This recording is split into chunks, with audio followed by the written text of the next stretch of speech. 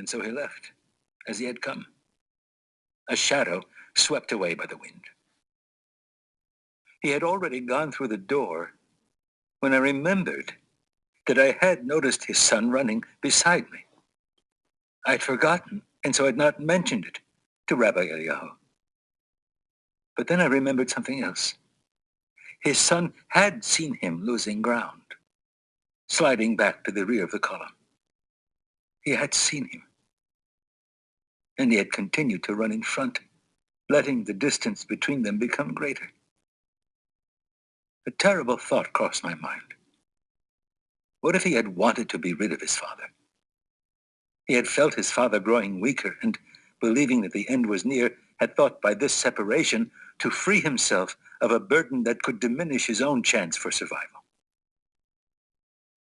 It was good that I had forgotten all that. And I was glad that Rabbi Eliyahu continued to search for his beloved son. And in spite of myself, a prayer formed inside me, a prayer to this God in whom I no longer believed.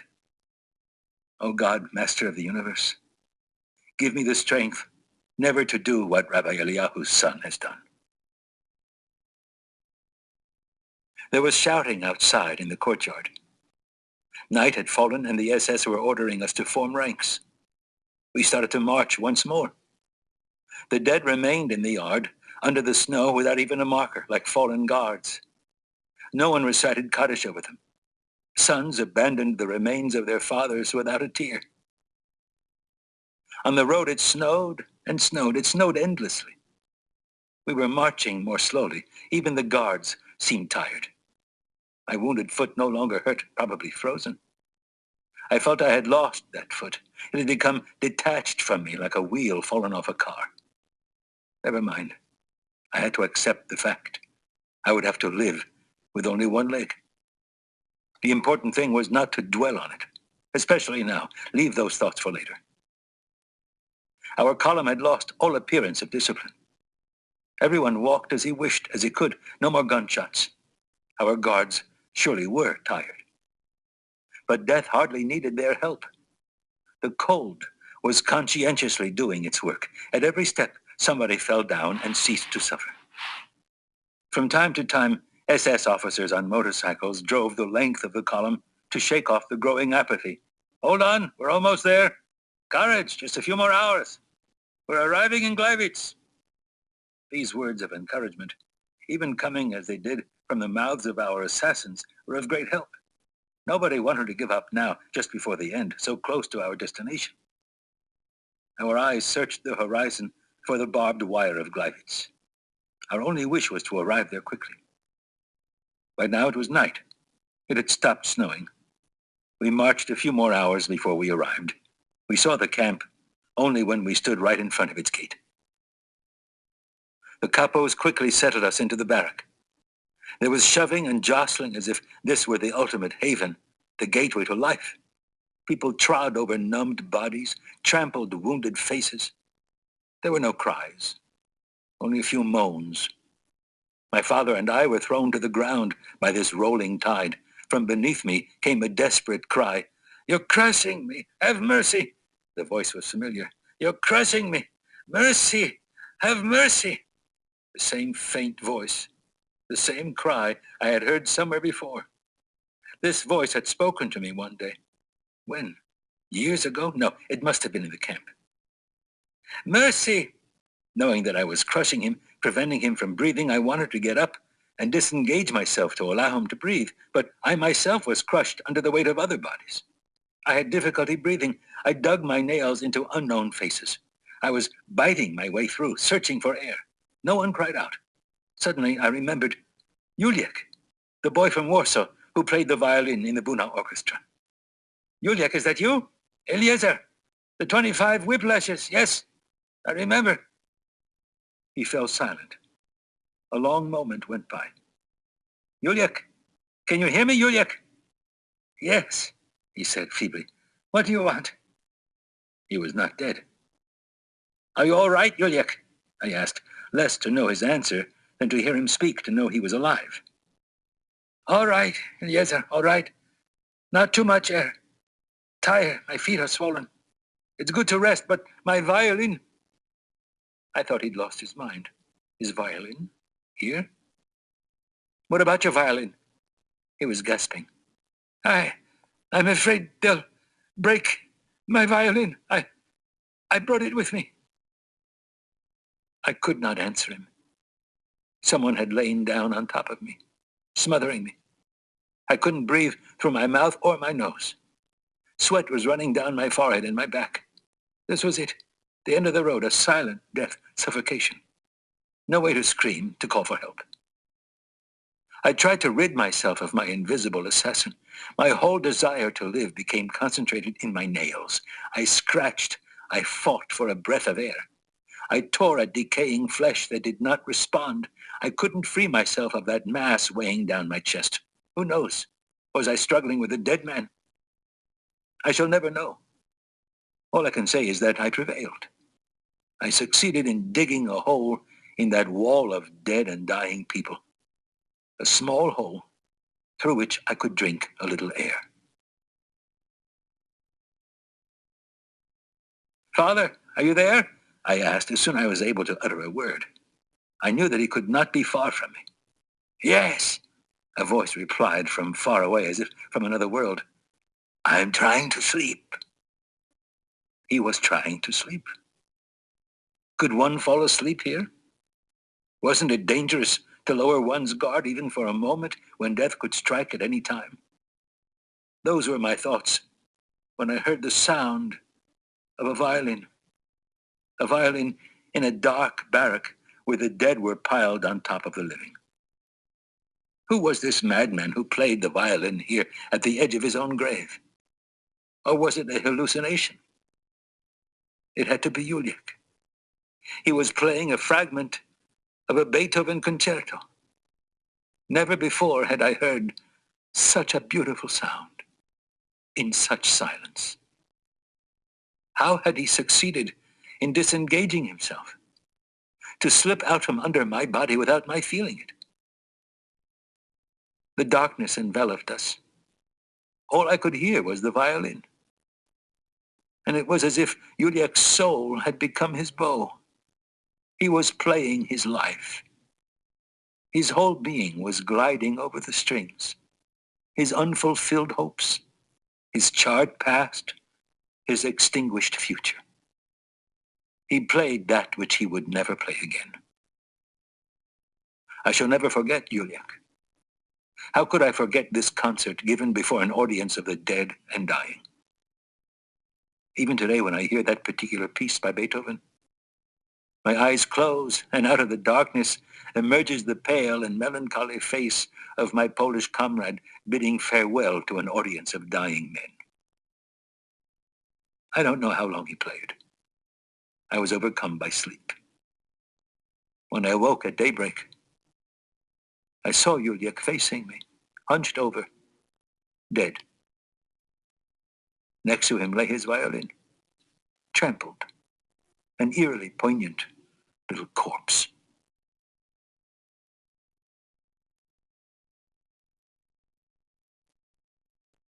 We stayed in Gleiwitz for 3 days. Days without food or water. We were forbidden to leave the barrack. The door was guarded by the SS. I was hungry and thirsty. I must have been very dirty and disheveled to judge by what the others looked like. The bread we had brought from Buna had been devoured long since, and who knew when we would be given another ration? The front followed us. We again could hear the cannons very close by, but we no longer had the strength or the courage to think that the Germans would run out of time, that the Russians would reach us before we could be evacuated. We learned that we would be moved to the center of Germany. On the 3rd day at dawn, we were driven out of the barrack. We threw blankets over our shoulders like prayer shawls. We were directed to a gate that divided the camp in two. A group of SS officers stood waiting. A word flew through our ranks: selection. The SS officers were doing the selection, the weak to the left, those who walked well to the right. My father was sent to the left. I ran after him. An SS officer shouted at my back, Come back! I inched my way through the crowd. Several SS men rushed to find me, creating such confusion that a number of people were able to switch over to the right, among them my father and I. Still, there were gunshots and some dead. We were led out of the camp. After a half-hour march, we arrived in the very middle of a field crossed by railroad tracks. This was where we were to wait for the train's arrival. Snow was falling heavily. We were forbidden to sit down or to move. A thick layer of snow was accumulating on our blankets. We were given bread, the usual ration. We threw ourselves on it. Someone had the idea of quenching his thirst by eating snow. Soon, we were all imitating him. As we were not permitted to bend down, we took out our spoons and ate the snow off our neighbors' backs. A mouthful of bread and a spoonful of snow. The SS men who were watching were greatly amused by the spectacle. The hours went by.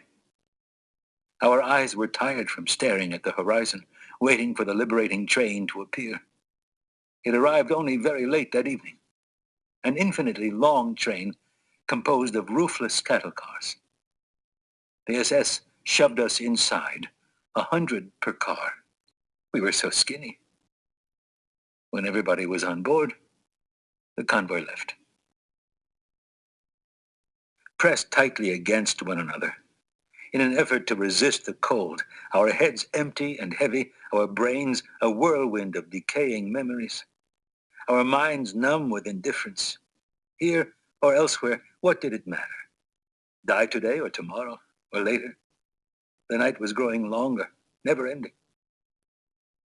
When at last a grayish light appeared on the horizon, it revealed a tangle of human shapes, heads sunk deeply between the shoulders, crouching, piled one on top of the other, like a cemetery covered with snow. In the early dawn light, I tried to distinguish between the living and those who were no more, but there was barely a difference. My gaze remained fixed on someone who, eyes wide open, stared into space. His colorless face was covered with a layer of frost and snow. My father had huddled near me, draped in his blanket, shoulders laden with snow. And what if he were dead as well? I called out to him, no response. I would have screamed if I could have. He was not moving. Suddenly, the evidence overwhelmed me. There was no longer any reason to live, any reason to fight. The train stopped in an empty field. The abrupt halt had wakened a few sleepers. They stood, looking around, startled. Outside, the SS walked by, shouting, "Throw out all the dead! Outside, all the corpses!" The living were glad. They would have more room. Volunteers began the task. They touched those who had remained on the ground. "Here's one, take him." The volunteers undressed him and eagerly shared his garments. Then two grave diggers grabbed him by the head and feet and threw him from the wagon like a sack of flour. There was shouting all around. "Come on, here's another. My neighbor, he's not moving." I woke from my apathy only when two men approached my father. I threw myself on his body. He was cold. I slapped him. I rubbed his hands, crying, "Father, Father, wake up. They're going to throw you outside." His body remained inert. The two gravediggers had grabbed me by the neck. "Leave him alone. Can't you see that he's dead?" "No," I yelled. "He's not dead. Not yet." And I started to hit him harder and harder. At last, my father half opened his eyes. They were glassy. He was breathing faintly. "You see?" I cried. The two men went away. 20 corpses were thrown from our wagon. Then the train resumed its journey, leaving in its wake, in a snowy field in Poland, hundreds of naked orphans without a tomb. We received no food. We lived on snow. It took the place of bread. The days resembled the nights, and the nights left in our souls the dregs of their darkness. The train rolled slowly, often halted for a few hours, and continued. It never stopped snowing. We remained lying on the floor for days and nights, one on top of the other, never uttering a word. We were nothing but frozen bodies. Our eyes closed. We merely waited for the next stop to unload our dead. There followed days and nights of traveling. Occasionally, We would pass through German towns. Usually, very early in the morning, German laborers were going to work. They would stop and look at us without surprise. One day when we had come to a stop, a worker took a piece of bread out of his bag and threw it into a wagon. There was a stampede. Dozens of starving men fought desperately over a few crumbs. The worker watched the spectacle with great interest.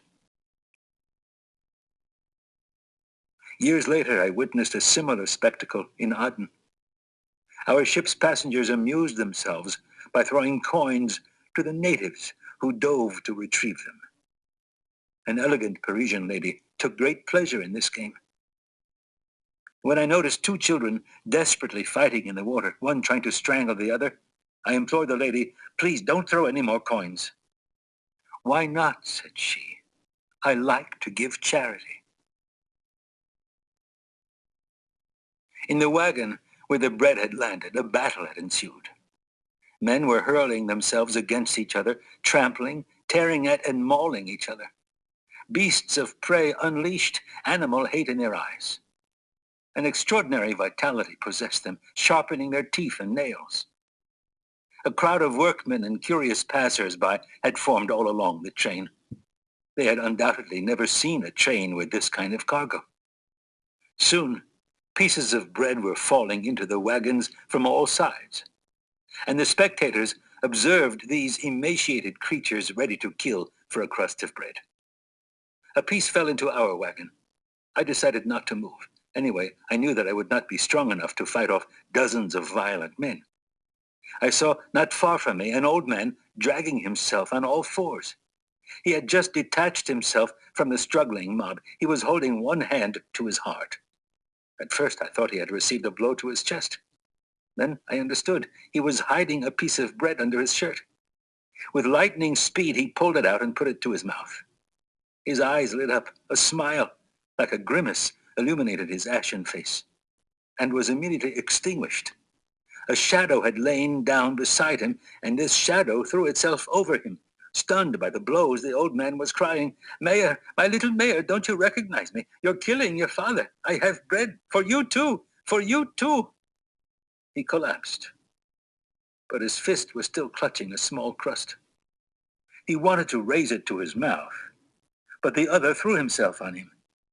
The old man mumbled something, groaned, and died.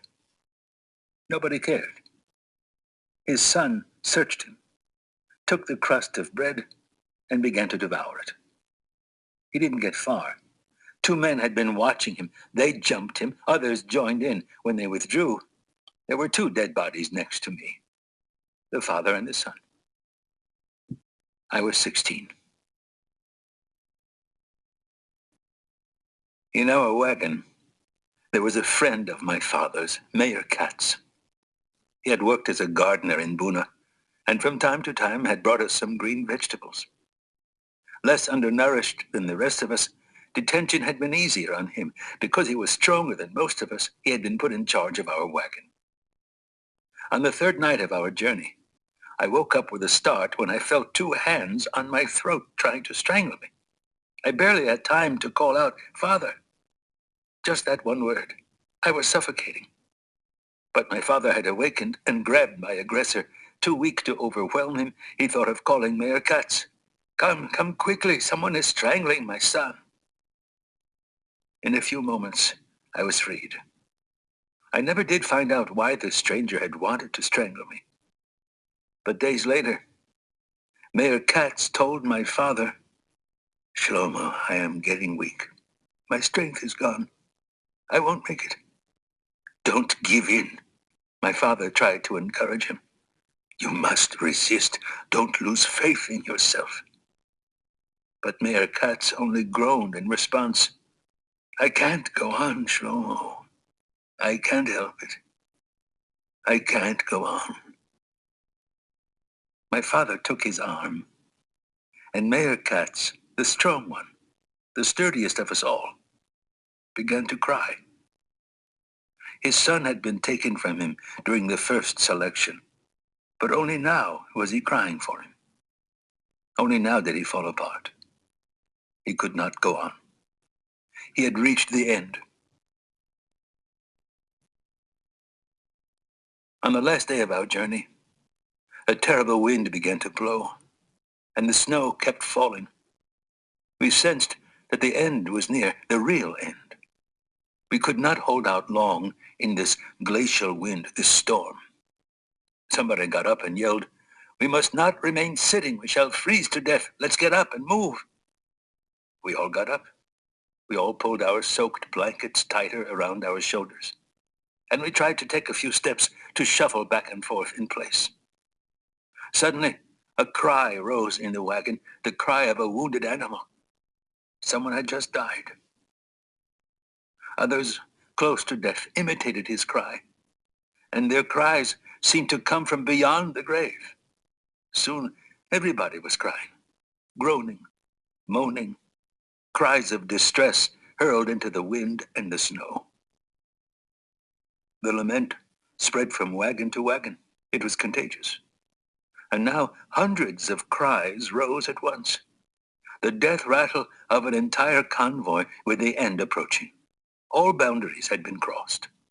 Nobody had any strength left, and the night seemed endless.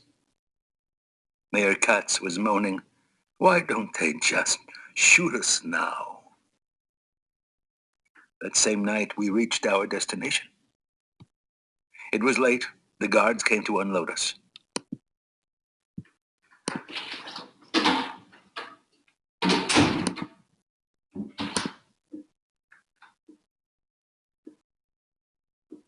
Hello. Hi.